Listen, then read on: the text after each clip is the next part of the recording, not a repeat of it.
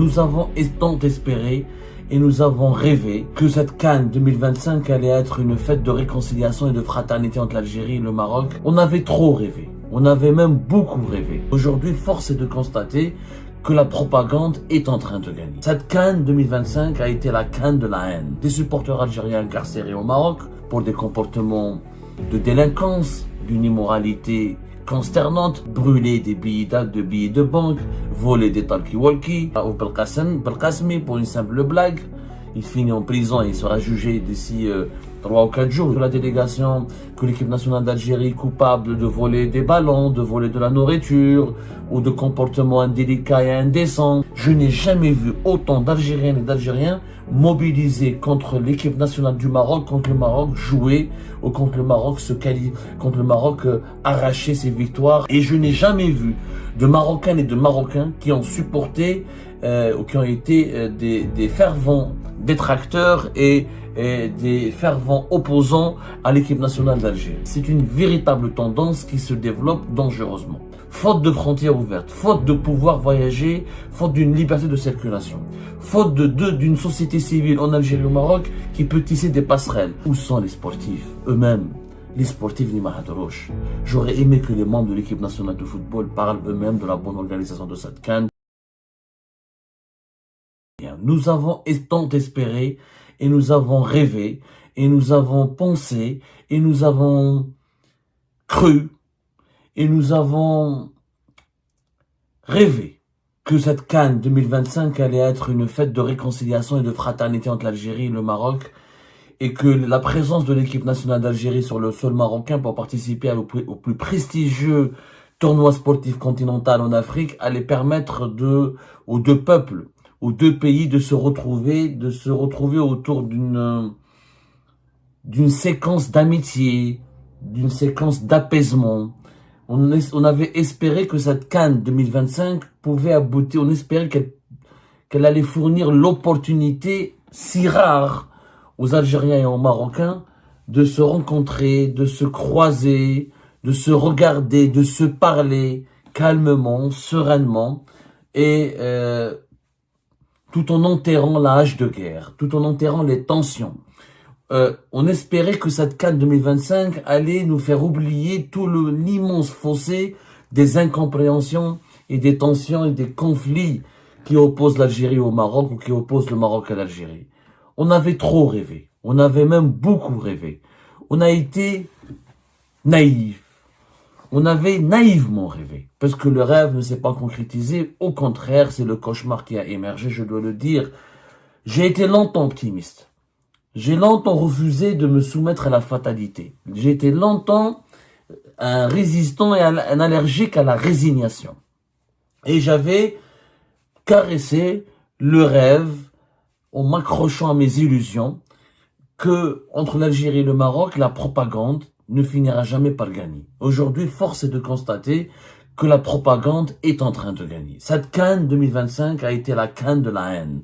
La CAN de toutes les haines entre l'Algérie et le Maroc. Des supporters algériens incarcérés au Maroc pour des comportements de délinquance, d'une immoralité consternante, brûler des billets de banque, voler des talkie-walkie, des jeunes influenceurs comme on en a parlé à la ouf, le jeune Raouf de 23 ans qui a été incarcéré injustement parce qu'il a fait les frais de cette crise, de ce moment de tension, de cette crise, de cette guerre froide entre l'Algérie et le Maroc. Raouf Belkacemi pour une simple blague. Il finit en prison et il sera jugé d'ici 3 ou 4 jours, le 19 janvier prochain. Alors, des fake news, une guerre violente, brutale de fake news, des propagandes et des appels à la haine, à la division sur TikTok, sur Instagram, sur Facebook, sur YouTube. On a utilisé l'intelligence artificielle, les montages les plus ridicules, les plus honteux. On a utilisé les mensonges les plus éhontés, les plus ridicules, les plus diaboliques pour essayer de faire croire que les supporters algériens sont maltraités, persécutés au Maroc, ou pour faire croire que l'équipe nationale d'Algérie coupable de voler des ballons, de voler de la nourriture, ou de comportements indélicats et indécents. tout a été fait pour creuser encore davantage le fossé de tension, d'animosité et d'agressivité entre les deux pays. Malheureusement, cette CAN a été la démonstration de la haine, de l'océan de haine qui sépare de plus en plus l'Algérie et le Maroc. Et c'est une démonstration, je l'ai testé, c'est un constat empirique. Je n'ai jamais vu autant d'Algériennes et d'Algériens mobilisés contre l'équipe nationale du Maroc, contre le Maroc jouer, ou contre le Maroc contre le Maroc arracher ses victoires pour les tours suivants jusqu'à la finale de cette CAN qui se jouera normalement dimanche prochain. Et je n'ai jamais vu de Marocaines et de Marocains qui ont supporté ou qui ont été des fervents détracteurs et des fervents opposants à l'équipe nationale d'Algérie. Auparavant, ces épiphénomènes étaient, ou plutôt ces comportements étaient des épiphénomènes ou des actes isolés qui n'impliquaient que quelques milliers d'Algériennes et d'Algériens, quelques milliers de Marocains et de Marocains sur plus de 38 millions de Marocains et de Marocains et plus de 48 millions d'Algériennes et d'Algériens. Et malheureusement, ce ne sont plus des épiphénomènes. C'est une véritable tendance qui se développe dangereusement et qui s'explique par l'emprise des réseaux sociaux sur les Algériens et les Algériens et l'emprise des réseaux sociaux sur les Marocains et les Marocains. Faute de frontières ouvertes, faute de pouvoir voyager, faute d'une liberté de circulation, faute d'une société civile en Algérie et au Maroc qui peut tisser des passerelles, faute d'une presse responsable et digne de ce nom en Algérie, comme d'une presse professionnelle et rigoureuse et digne de ce nom au Maroc. Faute de dialogue politique, faute d'avoir une élite ou des élites politiques et dirigeantes dans les deux pays qui donnent l'exemple ou qui appellent, qui refusent la stigmatisation, qui font attention à leurs propos dans leurs déclarations incendiaires contre les pays voisins, faute d'avoir tout simplement des dirigeants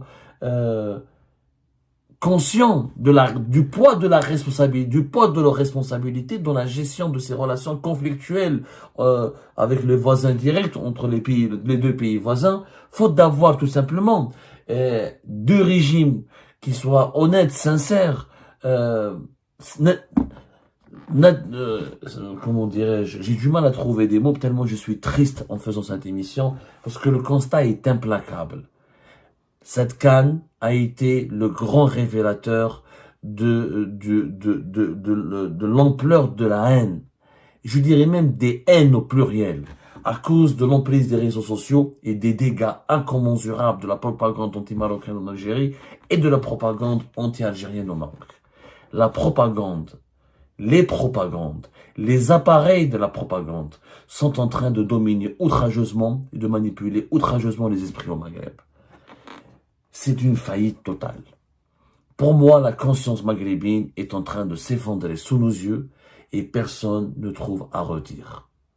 Et personne ne veut bouger le petit doigt. Les dirigeants des deux pays se murent dans leur mécanisme d'autodéfense et les dirigeants des deux pays se murent dans un mutisme complice quand ils n'alimentent pas eux-mêmes les propagandes haineuses et les sentiments et les divisions intestines et les sentiments anti-algériens et anti-marocains. Les dirigeants des deux pays en profitent pour faire des versions, pour utiliser cette figure du voisin ennemi ou du voisin qui devient l'ennemi redoutable, l'ennemi extérieur, afin d'asseoir leur pouvoir, leur dictature, leur autoritarisme et pour, encore une fois, détourner l'attention sur les autres cruels dysfonctionnements économiques, financiers, sociaux et politiques des deux pays respectifs. Cette CAN a été malheureusement un échec au niveau de la réconciliation entre l'Algérie et le Maroc. Cette réconciliation n'a pas pu avoir eu lieu. Effectivement, il y a eu des belles choses aussi. Il y a eu des belles choses, on a vu un accueil fraternel, un accueil joyeux des supporters, des milliers de supporters algériens qui sont déplacés au Maroc. Il n'y a pas eu d'affrontement, il n'y a pas eu d'animosité particulière, il n'y a pas eu de rejet, il n'y a pas eu de mépris. Au début, tout s'est bien passé jusqu'au quart de finale. Quand au moment où le match Algérie-Maroc se profilait à l'horizon, on a vu que la rivalité, une explosion de la rivalité, que cette rivalité est davantage caractérisée par l'animosité que par le fair play. Et là, on a vu que dans les deux pays, deux appareils propagandistes, notamment sur les réseaux sociaux. Les réseaux sociaux, je pense qu'en Algérie, franchement, je suis un grand démocrate, mais je commence vraiment à appréhender la dimension nocive et fortement nocive des réseaux sociaux. Il faut absolument créer dans les deux pays, en Algérie, des régulateurs. Il faut que dans le Maghreb, on crée des régulateurs, c'est ça, ou des institutions régulatrices, un régulateur des réseaux sociaux. Parce que faut voir les contenus, les insultes, les invectives, les fake news, la désinformation, les manipulations, les montages avec l'intelligence artificielle, les propos les plus vulgaires, les disputes, les affrontements virtuels, comment dirais-je, les bagarres virtuelles. C'est une explosion de haine que nous avons sur les réseaux sociaux. Et malheureusement, les médias des deux pays, au lieu de contrecarrer ce tsunami de haine et de division et de tension, eh ben, les médias sont devenus les médias en Algérie comme au Maroc, hein, sont devenus le carburant de ces propagandes anti-algériennes et anti-marocaines. Tout le monde, les élites dirigeantes des deux pays trouvent leur compte. Pourquoi? Parce que grâce à cette figure de l'ennemi, du voisin ennemi, de l'ennemi, du voisin dangereux, on arrive à manipuler le bas peuple, on arrive à l'entraîner dans des polémiques stériles et dans des polémiques qui détournent son attention et qui l'affaiblissent et qui empêchent le petit peuple de réfléchir sur ses droits, sur ses libertés qui sont bafouées, sur les inégalités qui minent profondément son quotidien. Le constat, il est là. Ça a été un échec. Et plus le temps dure, et plus les élites des deux pays se distinguent par leur absentéisme, par leur démission, tant que dans les deux pays, nous n'avons pas des intellectuels, des journalistes, des politiciens, des activistes de la société civile, des historiens, des psychologues, des psychiatres, des journalistes, des écrivains qui se mobilisent pour dire stop. Stop à la stigmatisation, stop à la haine, stop à la gyrophobie, stop à la marocophobie, stop à ce climat de tension permanente, stop à cette politique de diabolisation permanente du voisin. Tant que nous n'avons pas des pôles qui se constituent dans les deux pays pour contrecarrer, encore une fois, ces idéologies dominantes qui veulent faire croire aux Algériennes, aux Algériens et aux Marocaines et aux Marocains qui sont condamnés à se considérer comme des ennemis et des adversaires et non pas des bons voisins et non pas des frères et des sœurs, eh ben je peux vous dire que le Maghreb, il est foutu. Il y a eu de très belles images, mais ces belles images ont été gâchées par les centaines et les dizaines de polémiques et je n'ai jamais vu une aussi grande méfiance, un sentiment de rejet aussi profond qui divise et qui sépare les Algériennes et les Algériens des Marocaines et des Marocains. Je tire la sonnette d'alarme. Cette CAN a été la CAN de toutes les haines. Des haines politiques, des haines des préjugés sociaux, des haines caractérisées par des rivalités diplomatiques et des rivalités, même n'importe quoi, n'importe quel sujet, même un ballon, un influenceur, une blague sur Internet, une déclaration, une protestation, une attitude, n'importe quelle attitude a suffi pour enflammer la polémique ou enflammer la virulence et l'agressivité entre l'Algérie et le Maroc. Et ça, c'est déplorable. Je le déplore. Je dis bien je le déplore et je responsabilise les élites. Tant que nous n'avons pas des personnalités publiques. Aujourd'hui, il y a une lâcheté totale. En Algérie comme au Maroc. Où sont les écrivains? Où sont les philosophes? Où sont les sportifs eux-mêmes? Les sportifs ni Mahadroche. J'aurais aimé que les membres de l'équipe nationale de football parlent eux-mêmes de la bonne organisation de cette CAN et du bon accueil qui leur a été réservé au Maroc. J'aurais aimé que les joueurs de football de l'équipe nationale du Maroc eux-mêmes disent qu'on aurait aimé affronter l'Algérie et que l'Algérie, l'équipe nationale de football, on connaît les joueurs algériens, on joue ensemble dans pas mal de grands championnats européens et nous sommes des frères, etc. Tant que nous n'avons pas des personnalités sportives, intellectuelles, cinématographiques, des artistes, des scientifiques, des deux pays, quand tant que ces élites ne s'engagent pas dans ce combat pour la fraternité, pour les relations de bon voisinage, pour l'unité du Maghreb. Les propagandes haineuses et la désinformation et le culte des fake news triompheront. Notre région est plus que jamais divisée. Notre région est plus que jamais clochardisée. Notre région est plus que jamais prisonnière, je dis bien prisonnière, de lobbies sèment la haine, qui cultivent la haine pour récolter des gains égocentriques, pour récolter des intérêts mercantiles.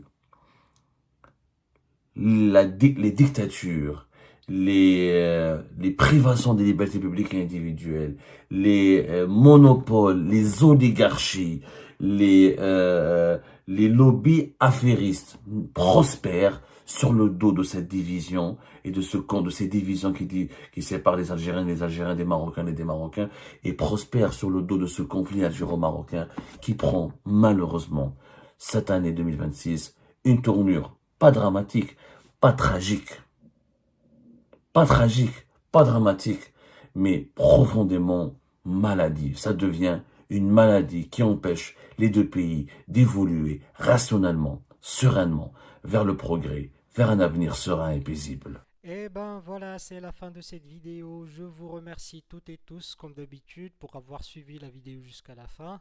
N'oubliez pas de nous laisser vos commentaires et vos réactions sur le sujet de cette vidéo et de partager le contenu si ça vous intéresse.